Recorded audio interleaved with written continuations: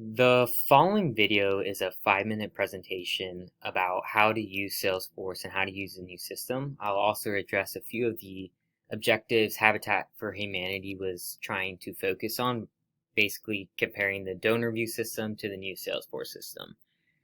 So we took 3 things away from donor view that were considered to be issues, and we addressed them in the Salesforce system. The first one being the organization fields and individual records are overlapping when some fields need to be unique on its own. The second was doesn't have formula fields. So for example, if it says somebody's name and we want to change it, it doesn't automatically change the rest of the account details.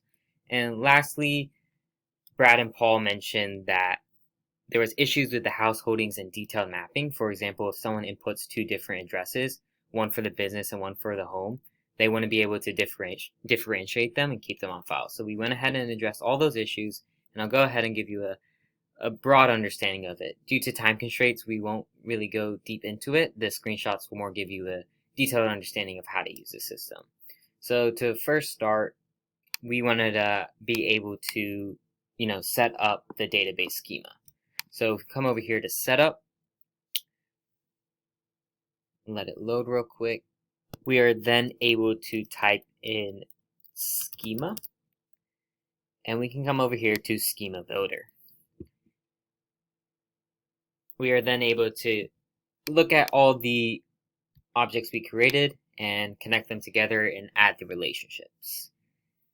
Next up, a big deal was, having a location for the actual Habitat app and being able to update and add and remove constituents, household accounts, organizations, affiliations, and addresses. So we'll go ahead and give a little deep dive into that. So we'll go ahead and click through these 9 circles up here, click View All, and we can come over here and click Habitat.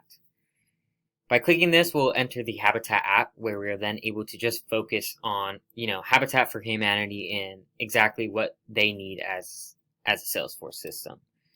So we can come over here to More, scroll all the way down to the bottom, and you'll see the 5 items I addressed, which was constituents, addresses, household accounts, affiliations, and organizations. To begin, we'll click constituents. And we've already pre-uploaded some data just to show you, and from our previous videos regarding the sprints, we gave a deeper dive on how to use the system for inserting new constituents and updating their information. But to go over it one more time, you would click on Travis, for example, and it would have his name, it would have his affiliation down here, it would have his own ID, his name, his last name, every bit of information you would need to know about Travis.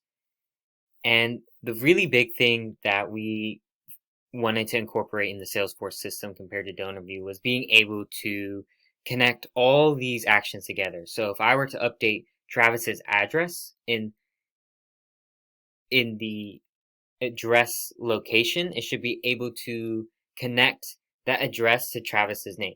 Or if I was able to update Travis's cell phone right here, it should be able to update that regarding if he was affiliated with a business or if he was affiliated with a charity. So we can come up here to the Related tab, and you can see he already has an affiliation with 011, which being the primary key. So that's where it's related, and it gives you his status, whether he's current or former, and his role in, Habitat for Humanity. Moving on, we can also look at the addresses, for example, because I know we wanted to talk about having multiple addresses. We had that issue with DonorView. In Salesforce, we can add an address. Right now, we currently have one, but we can also add another one just by simply creating a new data entry and relating the 2 primary keys together, which are right here, the address ID. We can have 2 366s and have it under a different name. For example, household resident for 01105 and business resident for 01105.